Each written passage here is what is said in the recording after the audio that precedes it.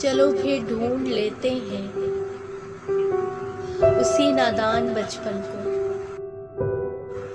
उन्हीं मासूम खुशियों को, उन्हीं रंगीन लम्हों को, जहाँ गम का पता न था, जहाँ दुख की समझ न थी,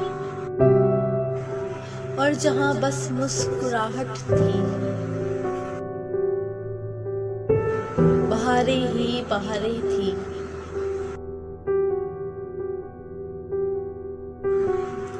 कि जब सावन बरसता था तो इस कागज की कश्ती को बनाना और फिर डुबा देना बहुत अच्छा सा लगता था,